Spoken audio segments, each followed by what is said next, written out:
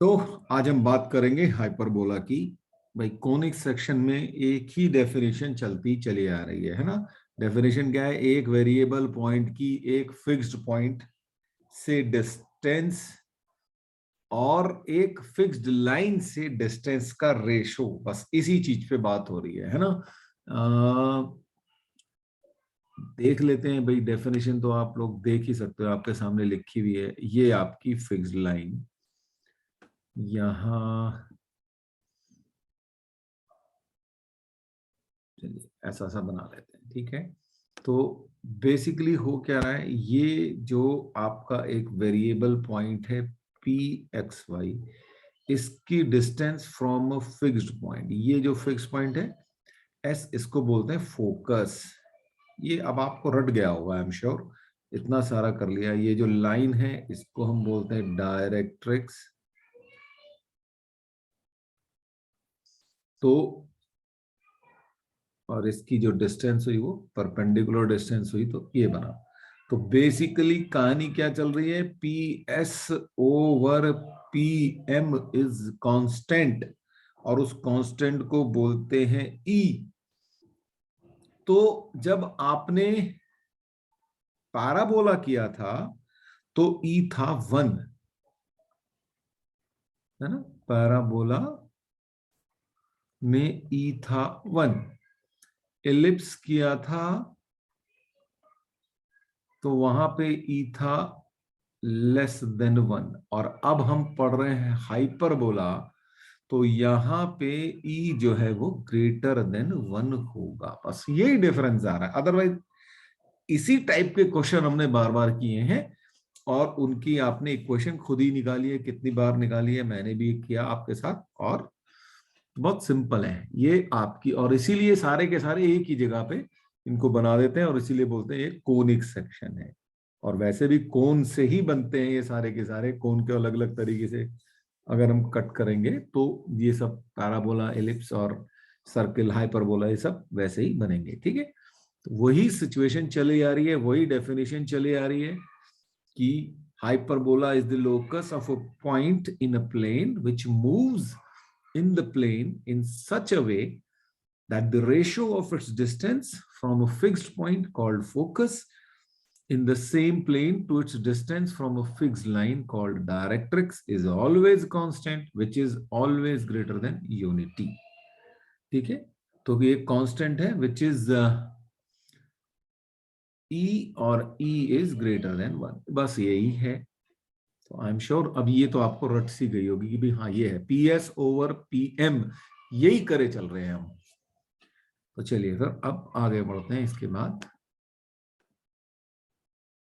Parabola में भी हमने ऐसा क्वेश्चन किया, एलिप्स में भी किया, और अब हाइपरबोला में भी ये क्वेश्चन करेंगे आप लोग।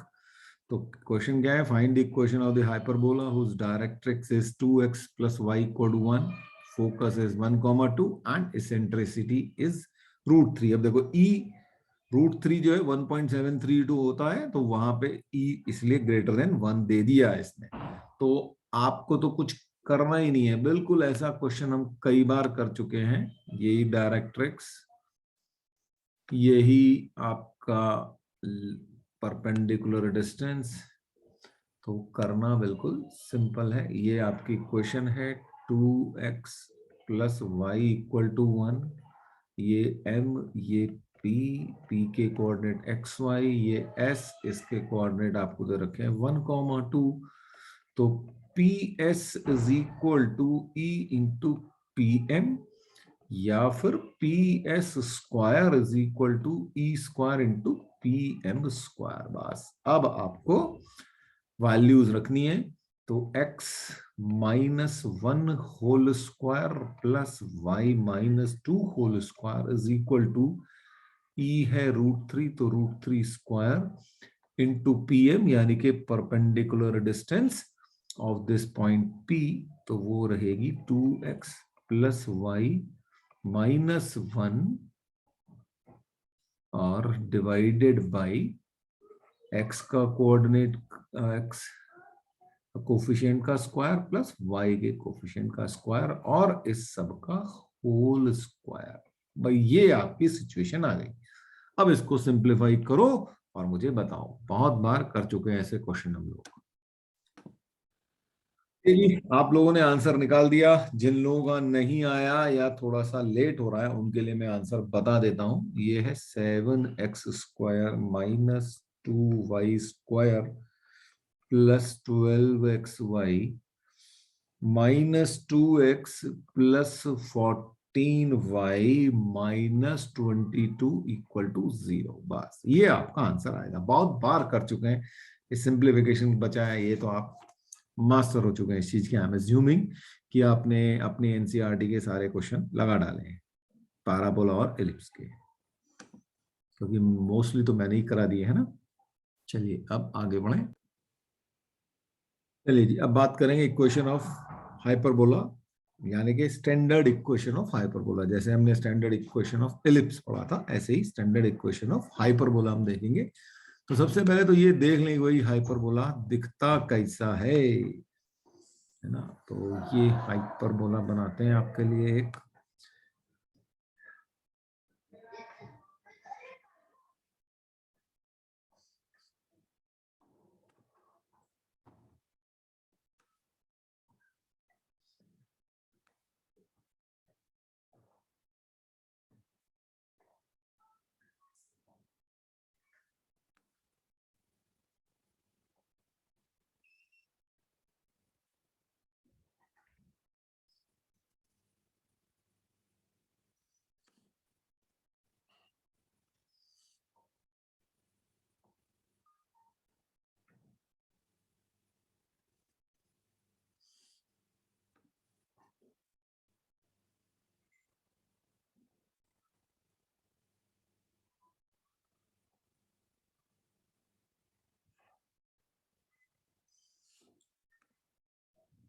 तो ये आपका बेसिकली ऐसा हाइपरबोला होता है, ठीक है। अब ये है डायरेक्ट्रिक्स,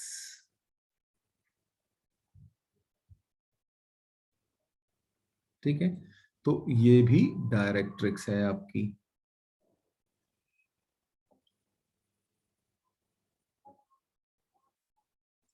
ये वर्टेक्स और ये भी वर्टेक्स। तो वर्टेक्स है, देखो एलिप्स से आपको याद आती रहेंगी चीजें। ये ए डैश, यहां पे फोकस होगा और एक फोकस इधर भी होगा, ये एस और ये एस डैश। आपको ये चीजें एलिप्स में भी मिली। अब देखिए जी, फोकस के पहले तो सबसे पहले वर्टेक्स की बात करें तो, अच्छा यहाँ पे ये सेंटर है सी, जिसके की कोऑर्डिनेट है 0,0। आपका जो वर्टेक्स है इसके कोऑर्डिनेट क्या होंगे, a,0। देखो एलिप्स में भी यही थे, a,0, और यहां पे क्या होगा फिर -a,0। ये आपके पास फोकस है, इसके कोऑर्डिनेट एलिप्स में भी यही थे, ae,0, और यहां पर भी यही है ae,0। तो बेसिकली अगर आपको इलिप्स पता है तो सब कुछ पता है आपको, इसके अंदर सेम चलने वाला है। वहां पे डायरेक्ट्रिक्स थी x = a/e, यहां पे भी डायरेक्ट्रिक्स है a/e। वहां पे ये दूसरी डायरेक्ट्रिक्स थी x -a/e, तो वो ही यहां पे भी है। तो आई एम श्योर अब ये आपको समझ में आ गया होगा। सेम है बिल्कुल, जो एलिप्स में था वही चीज यहां पे भी है। बताइए चीजें क्लियर हुई कि नहीं हुई। मान लीजिए अब यहाँ पे कोई पॉइंट P है इस हाइपरबोला पे, जिसके की coordinate of course X Y है। थोड़ा सा इसको दूर ले लेते हैं, ठीक है, यहाँ पे ले लेते हैं। एक काम करते हैं,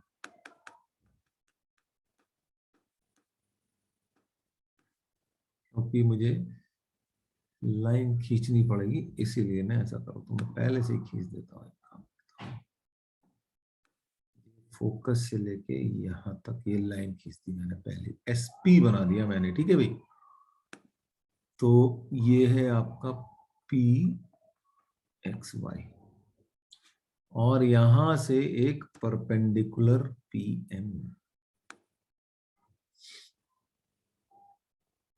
यहां पे आ गया आपके पास ऐसे। ये तो ऑफ कोर्स डायरेक्ट्रिक्स तो ऊपर तक होगी, इसलिए उसमें आपको ज्यादा चिंता करने की जरूरत नहीं है। तो ये हो गया PM। और अगर मैं थोड़ा सा इसको आगे बढ़ा दूं,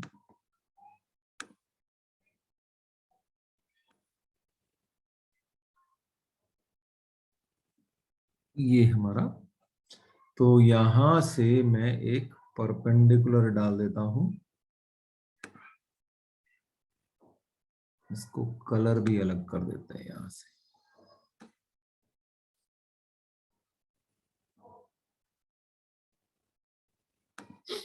और ये N और इसको बोल दिया K। ठीक है, ये सिचुएशन है अब आपके पास। तो मैं करना क्या चाहता हूं, मैं ये चाहता हूं कि S P is equal to E into PM। ये हमारी स्टैंडर्ड रिलेशनशिप है किसी भी कोनिक के लिए। बस यहाँ पे क्या है, ई जो है ग्रेटर देन 1 है। ये बात आपको सबको रटी होगी, आई एम श्योर। अच्छा, PM is equal to NK होगा, तो E के साथ में E इंटू NK कर देता हूं, ये बन गया।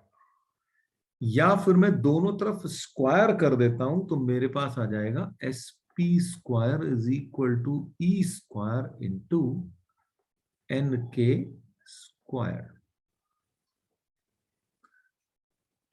अब SP क्या हुआ, पहले तो SP निकाल लें, ठीक है। तो S है हमारे पास AE,0, तो SP हो गया हमारे पास X minus AE square plus Y minus 0 square is equal to E square into NK। अब जरा NK को देखा जाए, यहां से यहां तक है NK। तो अब आप देखिए, अगर इस P के कोऑर्डिनेट है X, तो ये यहां से लेके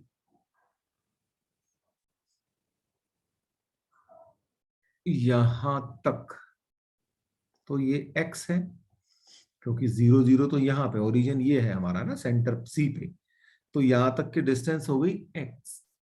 और ये जो डिस्टेंस है, ये वाली, ये है आपकी डायरेक्ट्रिक्स इक्वेशन। देखो x is equal to A upon E है, तो ये डिस्टेंस है A अपॉन E। तो NK फिर उस हिसाब से कितना हो गया हमारे पास, NK, तो NK हो गया X minus A upon E। तो यहां पे लिख देता हूं मैं X minus A upon E और होल स्क्वायर। अब बताइए जी, यहां तक समझ में आई कि नहीं आई, क्योंकि ये एग्जैक्टली सेम चीज हमने एलिप्स में भी की थी। फिर अब जरा इसको सॉल्व करना शुरू करते हैं फिर, है ना। तो क्या हो जाएगा, X square minus 2AEX plus A square E square plus Y square, और ये नीचे लिख रहा हूं। अच्छा, इस E को मैं अंदर भेज दूं तो क्या आ जाएगा मेरे पास, या चलो बाहर ही कर देते हैं, एक ही बात है। यहां से x square minus 2AX over E plus A square upon E square, ये सिचुएशन आ गई।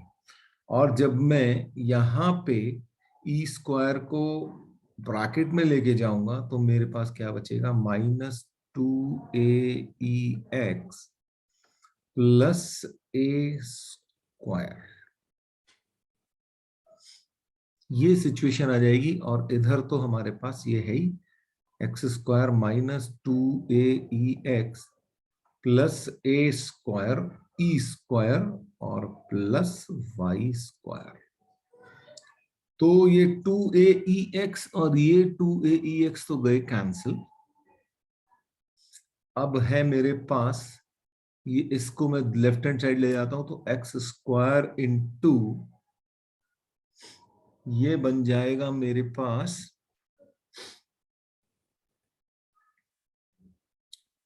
Okay 1 minus E square plus y square और ये ए स्क्वायर ई स्क्वायर को इधर लेके जाएं तो क्या बनेगा, ये ए स्क्वायर 1 माइनस ई स्क्वायर। ये आ गई हमारे पास सिचुएशन।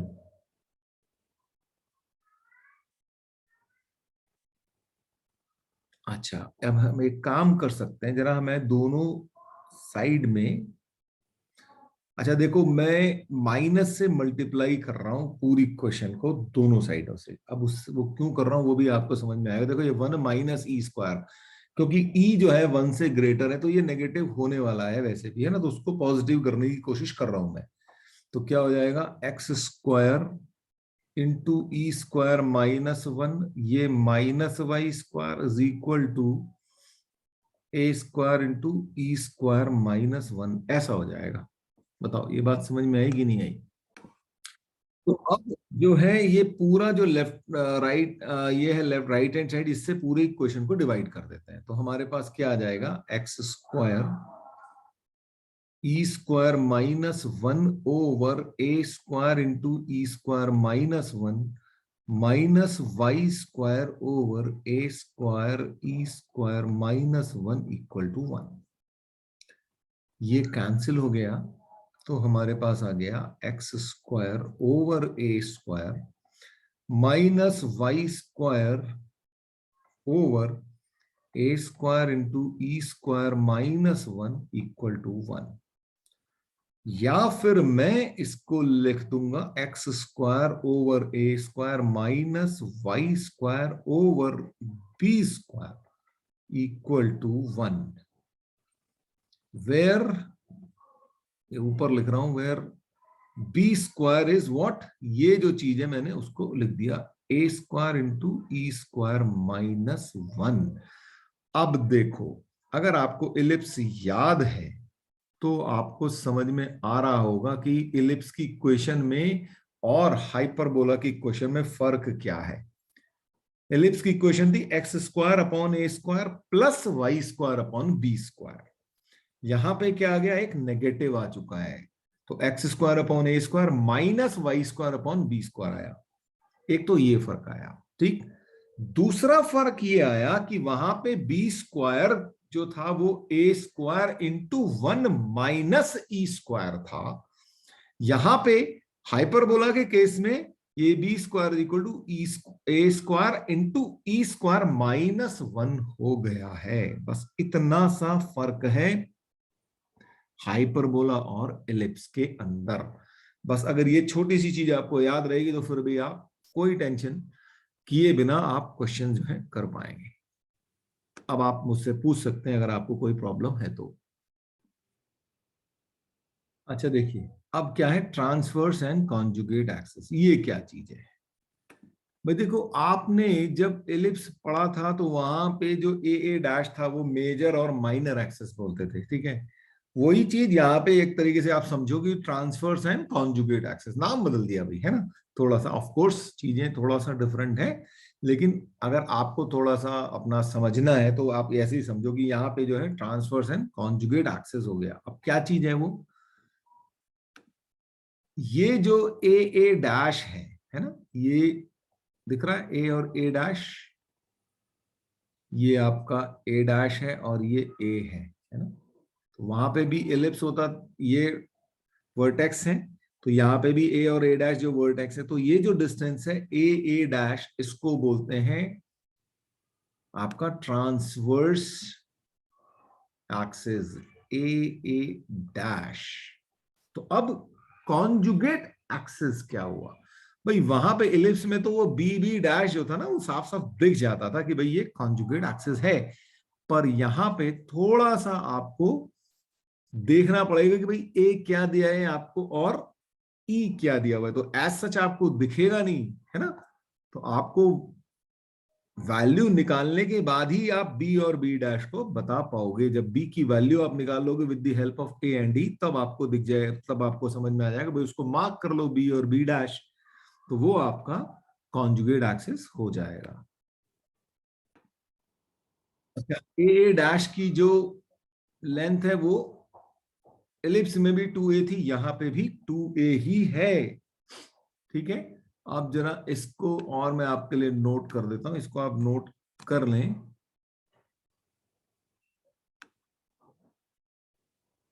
अब देखो, the straight line through the centre which is perpendicular to the transfer axis does not meet the hyperbola in real points.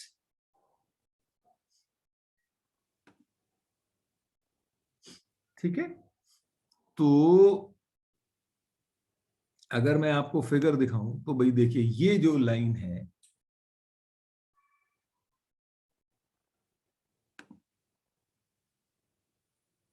ये जो लाइन दिख रही है आपको, ये वाली, जिसके अलोंग मैं आपको ये दिखा रहा हूं हाइलाइटर, तो ये सॉरी, ये जो ब्लैक वाली लाइन है, ये है आपकी बेसिकली कॉन्जुगेट एक्सिस। ठीक है, अब यहां पे जब आप वैल्यू निकाल लोगे तो मान लेते हैं कि बी यहां पे आ गया और बी डैश यहां पे आ गया। अब देखो, ये हाइपरबोला को टच नहीं कर रहा कहीं भी, देखो हमारा हाइपरबोला यहां पे है और यहां पे है।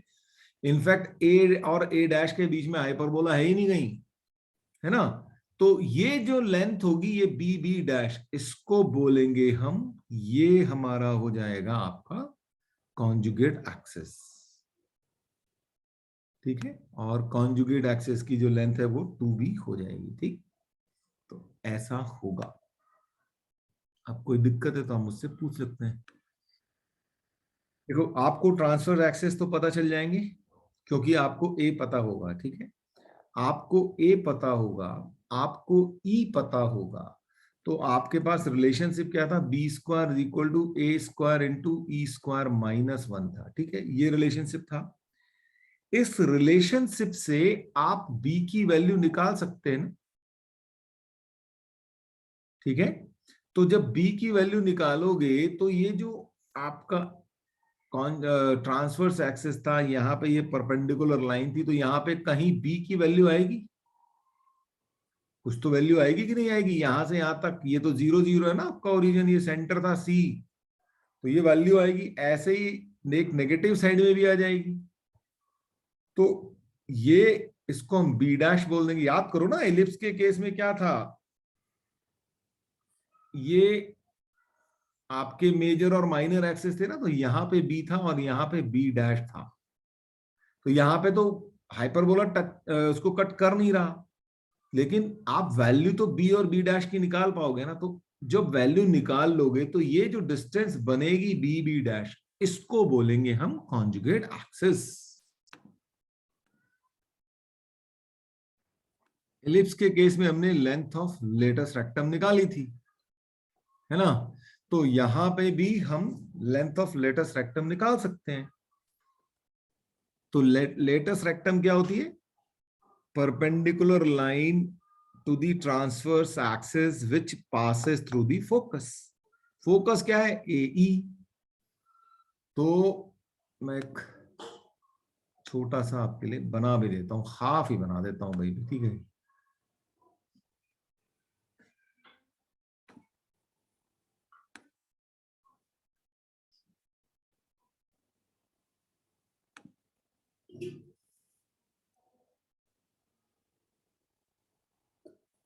ऐसा हमारा हाइपरबोला होगा, ठीक है। ये इसकी डायरेक्ट्रिक्स है,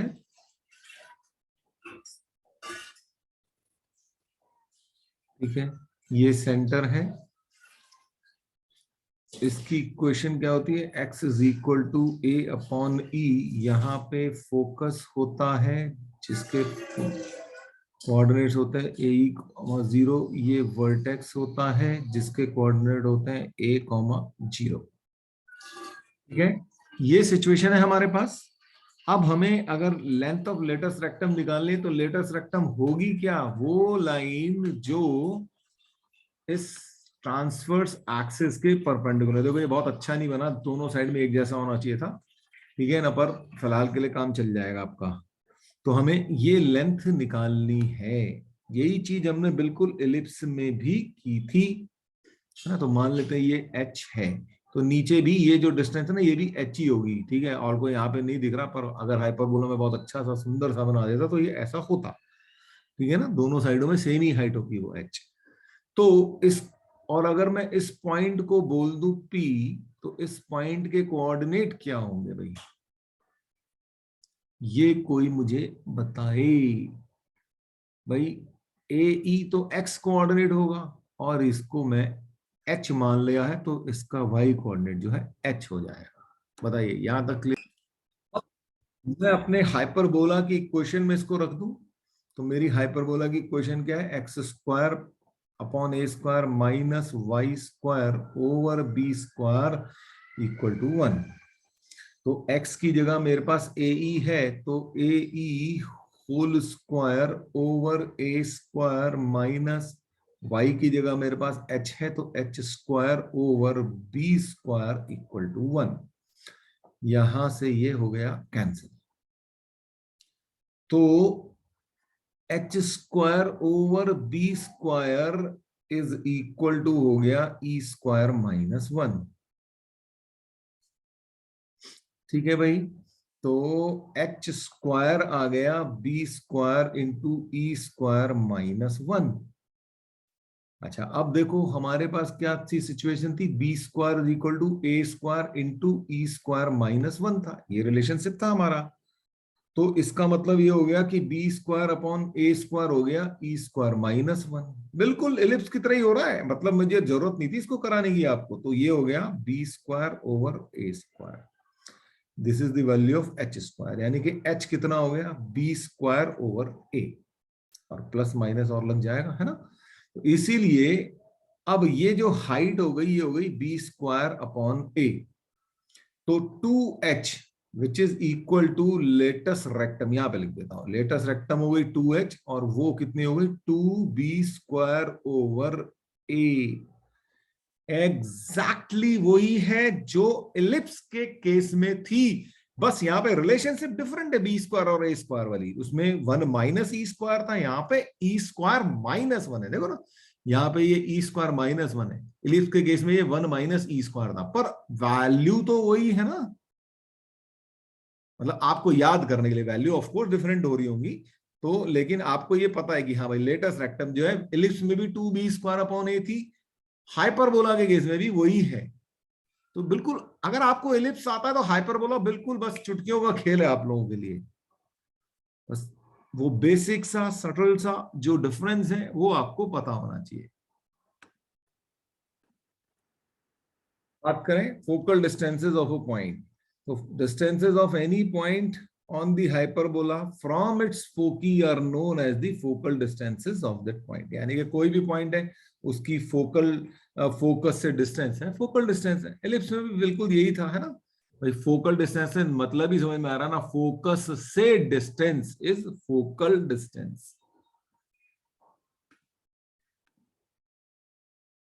ये इंपॉर्टेंट है, ठीक है, ये चीज। आप यहां पे छोटा सा डिफरेंस है, इसको ये क्या कह रहा है, the difference of focal distances of any point on a hyperbola is constant and equal to the length of the transverse axis of the hyperbola। ठीक है, यहां पे यानी कि अगर मैं पी एस डैश यानी कि एक फोकस से डिस्टेंस माइनस पी एस करूं, तो ये 2a के इक्वल आएगा। ठीक है, एलिप्स में भी हमने ये चीज प्रूव करी थी, बस वहां पे डिफरेंस की जगह जो था वहां पे सम था, इलिप्स में आपके पास ये आया था P S dash plus P S is equal to 2a। ये आपको याद होना चाहिए, ये इलिप्स का केस था। यहां पे डिफरेंस है, बस इतना सा चेंज है, बहुत छोटे छोटे से चेंजेस हैं, पर वो है उतना तो आपको याद करना ही पड़ेगा भाई। अगर ये भी नहीं होता तो फिर हम ये पढ़ क्यों रहे होते हैं ना, हाइपरबोला, है ना, सेम ही चीज होती तो फिर हाइपरबोला क्यों होता, कुछ तो डिफरेंस होगा। और वो बहुत छोटे छोटे से डिफरेंसेस हैं, वो आपको याद होने चाहिए। तो इलिप्स के केस में क्या था, sum of the focal distances. Hyperbola के केस में क्या है, difference of the focal distances is constant and equal to 2a। तो आते हैं क्वेश्चन के ऊपर। For the following hyperbola find the lengths of the transverse and conjugate axis, eccentricity and coordinates of foci and vertices, length of the lattice rectum, equation of the directrices। ठीक है जी, बिल्कुल ellipse वाला ही फंडा है। फॉर्मूले में सिर्फ यहाँ पे 16x² माइनस 9y² है, वहां पे प्लस y² बनता है ना, क्योंकि दोनों की इक्वेशन में डिफरेंस इज प्लस और माइनस का है ना। अब ये आपको याद हो जाना चाहिए, और नहीं तो अब हो जाएगा इसके बाद, आई एम श्योर इलिप्स तो याद हो ही गया है, ये भी हो जाएगा। तो क्या है भाई, तो हमारा को पहले तो स्टैंडर्ड इक्वेशन लिख डालते हैं साइड में, x² over a² minus y² over b² is equal to 1, जहां पे b² है a² इंटू e² माइनस 1। ये हमारे को ये चीज रटी होनी चाहिए। बिल्कुल इलिप्स के केस में यहाँ पे प्लस आ जाएगा इस जगह पे, और यहाँ पे 1 माइनस e² होगा। ये आपको मैं बार बार याद दे रहा हूं ताकि आपको समझ में आती रहे कि हाँ भाई क्या फर्क चल रहा है। ठीक, तो अब हमको राइट हैंड साइड में 1 चाहिए, तो हम क्या करें, डिवाइड कर दें। तो 16x² over 144 minus 9y² over 144 is equal to 1 आ गया, ये हो गया 9, और ये हो गया हमारे पास 16। तो x² over 3² minus y² over 4² equal to 1। ये आ गया आपके पास। तो a हो गया 3, b हो गया 4, और a² हो गया हमारे पास पहले मिला हुआ है 9, और b² है 16। तो e निकालने का है हमको, तो हमारे पास रिलेशनशिप याद है हमको, तो b² is equal to a² into e² minus 1 लगाते हैं। तो 16 इज इक्वल टू a² यानी कि 9 e² माइनस 1। तो 16 over 9 plus 1 equal to e²। 25/9 is equal to e², तो e इज इक्वल टू 5/3। तो क्या हुआ, आ गया पॉजिटिव, यानी कि सॉरी पॉजिटिव तो है ही, ग्रेटर देन 1 है ना, तो e ग्रेटर देन 1 है। तो बन गया हाइपरबोला की सारी कंडीशंस जो है हमारे को समझ में आ गई। बताइए जी, यहां तक कोई दिक्कत? बाकी की जो चीजें हैं वो कर लेते हैं भाई। अब इसने पूछा लेंथ ऑफ ट्रांसवर्स एक्सिस, तो ट्रांसवर्स बताया ही था 2a, यानी कि कितना हो गया 6। कॉन्जुगेट एक्सिस ये हमारे पास 2b, यानी कि 8। ठीक है, इसेंट्रिसिटी हमने निकाल ली। Coordinates of foci and vertices, vertices vertices क्या थे, a,0 एंड माइनस a,0, या ऐसा लिख दूं प्लस माइनस a,0। ठीक है, ऐसा लिख देता हूं। तो a है हमारे पास ये, तो प्लस माइनस 3,0। ये आ गए हमारे पास। ठीक है भाई, ओके। फोकस,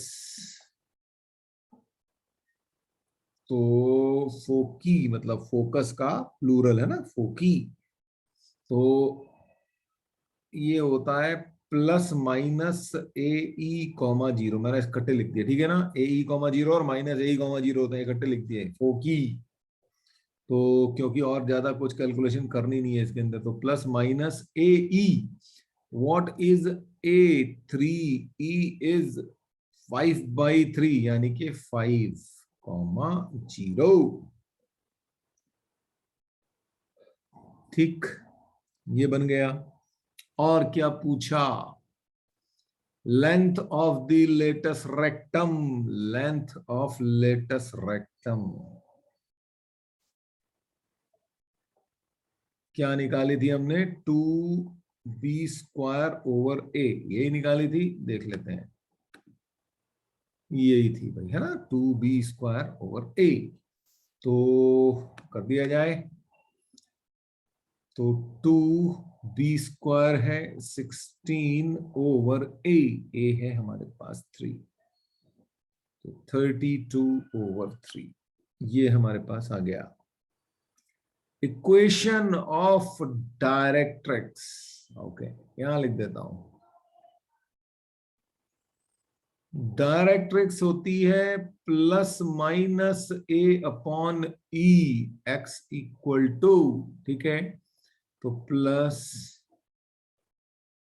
माइनस a है हमारे पास 3 और e है हमारे पास 5/3, यानी कि प्लस माइनस 9/5, ये हमारा आंसर। अब देखो बिल्कुल सब कुछ इलिप्स की तरह ही चल रहा है, मतलब अगर आपको एक चीज समझ में आती है तो ये आप बहुत अच्छे से बड़ी स्पीड के साथ कर सकते हैं, बस वो छोटी छोटी जो माइनर सी डिफरेंसेस हैं उसका आपको ध्यान रखना होगा।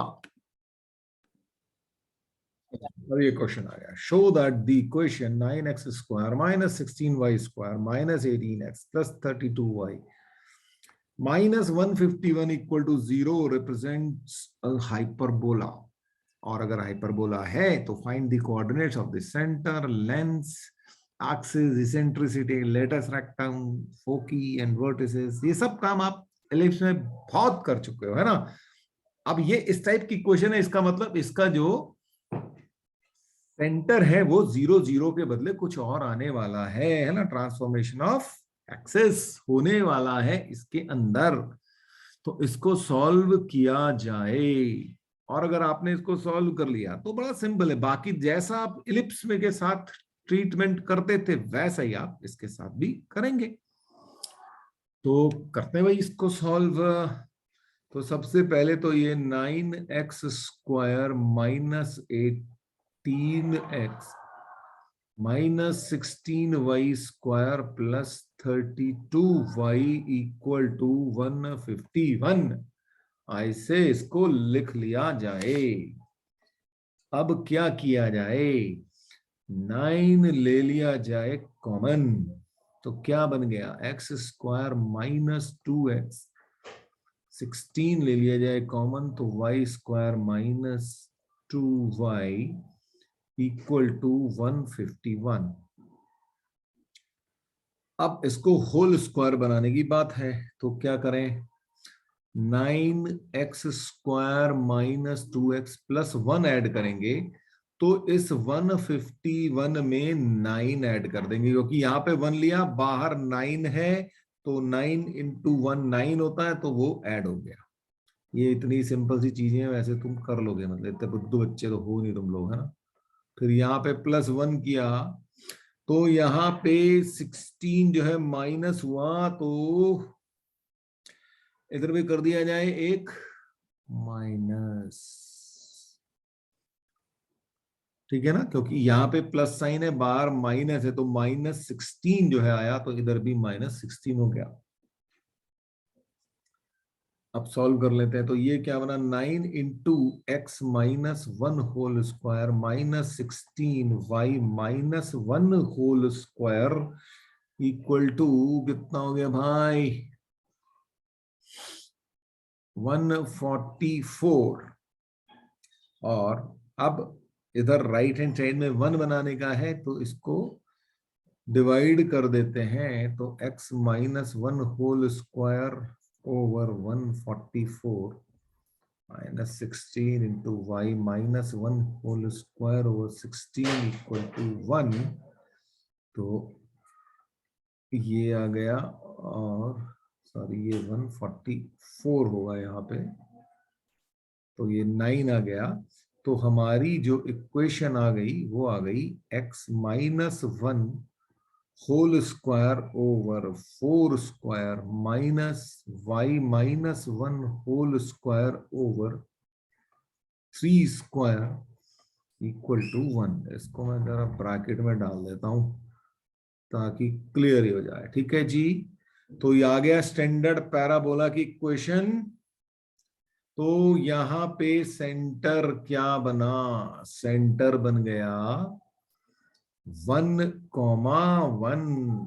क्यों? क्योंकि इसको मैं कंपेयर करूंगा एक्स स्क्वायर माइन अपॉन ए स्क्वायर प्लस, सॉरी प्लस नहीं माइनस, ये तो हमारा हाइपरबोला है, over B square equal to 1। तो कैपिटल एक्स हो गया x-1 और कैपिटल वाई हो गया y-1। और अब आपको समझ में आता है सेंटर 1 1 होगा, और बाकी सब अब आप कर लोगे क्योंकि एलिप्स में हमने इतने सारे क्वेश्चन किए हैं कि ये करने में आपको कोई दिक्कत आएगी नहीं, क्योंकि वही सेम कोऑर्डिनेट्स हैं, सेम चीजें हैं जो आपने एलिप्स में की थी। बताओ कर लोगे कि नहीं कर लोगे, बताओ। अब देखो जी, जैसे कि एलिप्स में एक हॉरिजॉन्टल अंडा था और एक वर्टिकल अंडा था, है ना? ठीक है, याद आ रहा है? तो वैसे ही हाइपरबोला में एक हॉरिजॉन्टल हाइपरबोला है और एक समझ लो एक वर्टिकल हाइपरबोला है। तो उसका नाम क्या है? Conjugate hyperbola. सब कुछ सेम है, कोई फर्क नहीं है, बस नाम फर्क है, थोड़ी थोड़ी सी चीजें फर्क है। तो देखते हैं क्या फर्क है ना? The hyperbola whose transverse and conjugate axes are respectively the conjugate and transverse axes of a given hyperbola is called the conjugate hyperbola of the given hyperbola। मतलब अगर आपके पास कोई हाइपरबोला है, उसमें आप कॉन्जुगेट और ट्रांसवर्स एक्सिस को पलट दो तो क्या हो जाएगा? वर्टिकल बन जाएगा, है ना? तो उसको बोलेंगे आप कॉन्जुगेट हाइपरबोला। कैसा दिखेगा? जैसे वर्टिकल अंडा दिखा था ना एलिप्स वाला, ऐसा ही दिखेगा। तो देखें जरा एक बार, देखिए ये आ गया आपके पास कॉन्जुगेट हाइपरबोला। जो जो एलिप्स में हुआ था वो यहाँ पे हो रहा है। देख लो, कोई फर्क नहीं है, हाइपरबोला को वर्टिकल वे में बना दिया गया है। जो जो कंडीशंस एलिप्स की थी वही वही यहाँ पे हो रखी हैं, देख लें आप और नोट कर लें इसको, कोई दिक्कत ही नहीं है। तो एलिप्स अगर आपको आता है तो हाइपरबोला बिल्कुल आता है। वैसे तो फिगर से ही क्लियर हो जाएगा, लेकिन फिर भी कोई दिक्कत है तो ये आपके पास लिखा हुआ है सब कुछ। ये कंपैरिजन दे दिया मैंने हाइपरबोला एंड कॉन्जुगेट हाइपरबोला का। अब देखो एक फर्क आया इक्वेशन के अंदर, वो जरा आप देख लो। फर्क का आया कॉन्जुगेट हाइपरबोला की इक्वेशन देखो, माइनस एक्स स्क्वायर। देखो यहां पे क्या हुआ, ये माइनस इधर आ गया एक्स स्क्वायर के साथ, तो minus x square over A square plus y square over B square is equal to 1। ये क्लियर हुई कि नहीं हुई बात?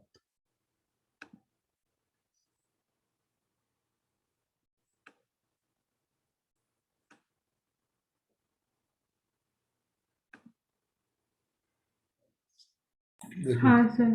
ठीक है। हाँ तो या फिर आप इसकी जगह ऐसा भी कर सकते हो कि कोई फर्क मत डालो, x square over A square minus Y square over B square equal to -1 कर लो इसको। ठीक है, इक्वल टू -1। तो यहां पे कोई फर्क नहीं आया, सिर्फ 1 की जगह -1 हो जाएगा। तो आप ऐसे भी याद रख सकते हो कि कॉन्जुगेट हाइपरबोला में -1 हो जाएगा 1 की जगह, बाकी सब कुछ सेम। ठीक है, बाकी फिगर आपने देख ही ली, चीजें वही की वही है, बस जो एक्स एक्सेस में हो रहा था वो सारा का सारा वाई एक्सेस में हो गया, नाम बदल गए, ट्रांसवर्स एंड कॉन्जुगेट हाइपरबोला, वहां पे था major and minor access.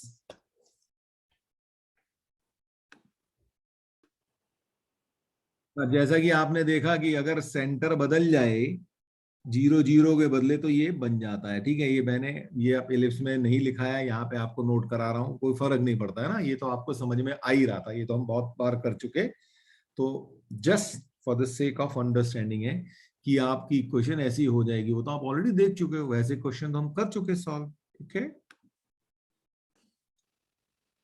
Okay जी, अब ये क्वेश्चन है आपके पास, x square minus 2y² minus 2x plus 8y minus 1 equal to 0। अब आपको इसको पारा हाइपरबोला की क्वेश्चन में कन्वर्ट करना है, देखो कौन सी वाली क्वेश्चन आ रही है ना, कॉन्जुगेट हाइपरबोला आया या स्टैंडर्ड हाइपरबोला आया, ये आपको देखना है, और अगर देख बन गया तो उसके बाद बाकी की सारी चीजें निकालनी है जो कि हम एलिप्स में बहुत कर चुके हैं, ठीक है। तो पहले इसको देख लिया जाए कि ये क्या है, करेंगे आप लोग, जरा करो एक बार देखो, चलो फटाफट करते हैं, है ना, x square minus 2x minus 2y² plus 8y equal to 1, ये आ गया जी। अब इसको x square minus 2x plus 1 करना है, इधर भी 1 प्लस 1 करने का है, इसको कॉमन लिया -2 तो ये आ गया y² माइनस 4y। अब इसको भी हैंडल करते हैं, तो ये तो बन गया x माइनस 1 का whole square, -2 into y² minus 4y plus 4, तो यहाँ पे हो जाएगा 2, और ये माइनस है तो -8 हो जाएगा यहाँ पे, तो ये हो गया -6, तो x minus 1 whole square minus 2y minus 2 whole square is equal to -6, या फिर मैं माइनस उधर आ चुका है तो मैं समझ गया हूं कि ये जो है कॉन्जुगेट हाइपरबोला आ रहा है, कॉन्जुगेट हाइपरबोला याद दिला देता हूं, कुछ फर्क नहीं है, ये सिर्फ -1 है यहाँ पे, तो divided by 6 minus y minus 2 whole square divided by, और ये 2 है तो 6 इक्वल टू -1, या मैं इसको लिख सकता हूं x minus 1 whole square over √6 whole square minus, यहां पे ये कैंसिल हो जाएगा, तो y minus 2 whole square over √3 whole square is equal to -1, तो क्लियरली कॉन्जुगेट हाइपरबोला आ गया आपका। सेंटर ऑफ कोर्स 1,2 आ गया इसका, बाकी सब चीजें आप निकाल पाएंगे बड़े आराम से। अब बताइए, तो ये रही आपका कॉन्जुगेट हाइपरबोला के लिए भी एक क्वेश्चन हो गया, तो बाकी सब चीजें आप आराम से निकाल लोगे, सब कुछ एलिप्स में किया है बहुत डिटेल में, है ना, तो ये आप कर लेंगे। एक आध क्वेश्चन और लेते हैं अभी।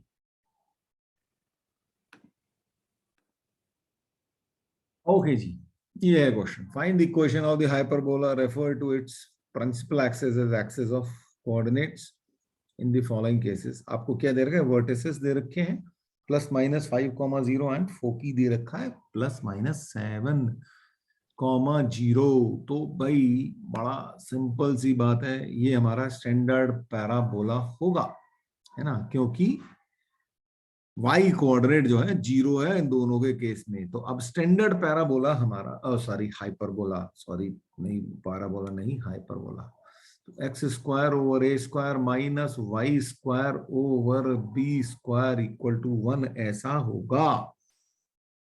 अब वर्टिसेस यानी कि +-a, 0, तो a हो गया 5, फोकी यानी के प्लस माइनस ए ई कॉमा 0, तो ए ई हो गया 7।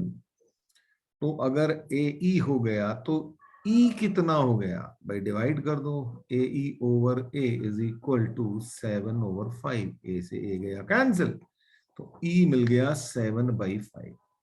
अब मुझे अगर ई मिल गया तो मैं बी स्क्वायर ढूंढ सकता हूं, तो b square is equal to A square into E square -1। ये हमारी कंडीशन थी। तो कर देते हैं भाई, ए स्क्वायर हो गया 25, ई स्क्वायर हो गया हमारा 49/25 -1। तो कितना हो गया भाई,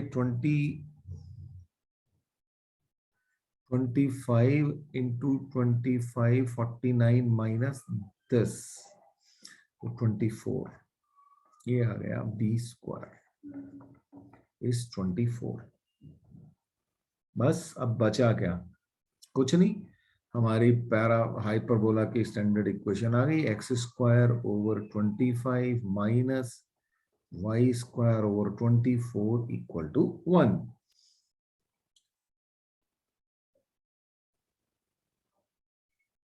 ठीक, कोई दिक्कत तो नहीं। लीजिए, मैं आपको ये दे देता हूं, तब मैं आपसे एक क्वेश्चन पूछता हूं, तो क्या करेंगे आप। अब आपको समझ में आ गया ये कौन से वाला हाइपरबोला होगा, कॉन्जुगेट हाइपरबोला होगा, क्योंकि x कोऑर्डिनेट 0 है। तो बस अब ये आपका होमवर्क करिएगा इसको। ये है question, refer to the principal axis as the axis of the coordinates, find the equation of the hyperbola whose foci are 0 comma plus minus √10 and which passes through the point 2 comma 3। सोचिए जरा सा इसको कैसे करेंगे हम। देखिए जी, इस question में हमें क्या दे रहा है, कह रहा है भाई ये फोकी तो ये है। अब ये हमें समझ में आ गया, क्योंकि एक्स कोऑर्डिनेट 0 है तो ये हमारा कॉन्जुगेट हाइपरबोला है। तो कॉन्जुगेट हाइपरबोला के केस में ये जो हमारा बीई है वो है √10। ठीक है भाई, ये हमारे पास आ गया। अब क्योंकि हमारा कॉन्जुगेट हाइपरबोला है तो उसकी इक्वेशन लिख देते हैं हम। X square over A square minus Y square over B square is equal to -1 होती है इसकी। ठीक, और अब इसके अंदर ए स्क्वायर क्या होगा बताया जाए, क्योंकि ये ए स्क्वायर है तो यहाँ पे a square is equal to b square into E square -1 होगा। ठीक है, कॉन्जुगेट हाइपरबोला के केस में ये आपके पास सिचुएशन बन रही होगी। ठीक, तो यहां से मुझे a square is equal to b square E square -b square मिलेगा। मैं उसको रख देता हूं इसके अंदर। ठीक है, तो एक्स स्क्वायर और अच्छा बी ई, तो बी स्क्वायर ई स्क्वायर तो 10 हो गया, तो यानी कि ए स्क्वायर मिल गया मुझे 10 माइनस बी स्क्वायर, तो x square over 10 minus b square minus Y square over B square is equal to -1 हो गया। ठीक है, अब क्या किया जाए, दिस पासेस थ्रू 2,3। जैसे ही मैं 2,3 रखूंगा मेरे को बी स्क्वायर की वैल्यू निकाल के देगा ये। तो करते हैं भाई, 2,3 से पास होता है तो एक्स की जगह 2 और y की जगह 3, यानी कि 4/10 minus b square minus 9/b square is equal to -1। अब जल्दी से मुझे सॉल्व करके बता दो बी स्क्वायर की वैल्यू क्या आने वाली है। भाई यहाँ पे बी स्क्वायर में बाई क्वाड्रेटिक बनेगी, है ना। 4b² माइनस 90 ये प्लस हो जाएगा 9b² is equal to minus of b² into 10 minus b²। ये हमारी बाई क्वाड्रेटिक बनने वाली है इसके अंदर। ठीक है, इसको मैं सॉल्व करूंगा तो मैं आपको फटाफट से बता देता हूं क्या आ जाएगा। b⁴ minus 23b² plus 90 equal to 0। ठीक, ये आ जाएगा। इसको फैक्टर कर देता हूं तो फैक्टर क्या बनेंगे, 18 और 5 है ना, तो b² इज इक्वल टू 18 और b² इज इक्वल टू 5। ये हमारे पास आ जाएगा। तो अब b² मिल गया, तो अगर b² मिल गया तो a² क्या आ जाएगा, तो a² यहां से निकाल लेता हूं, तो a² is equal to 10 minus, अगर when b² is equal to 18 लेता हूं तो a² is equal to this, यानी कि a² इज इक्वल टू -8 नहीं हो सकता, क्योंकि किसी चीज का स्क्वायर नहीं होता, तो ये रिजेक्ट। और जब b² इज इक्वल टू 5 लूंगा तो a² is equal to 10 minus 5 हो जाएगा, तो a² इज इक्वल टू 5 हो जाएगा, ये चल जाएगा। तो ये हमारे पास आ गया जी।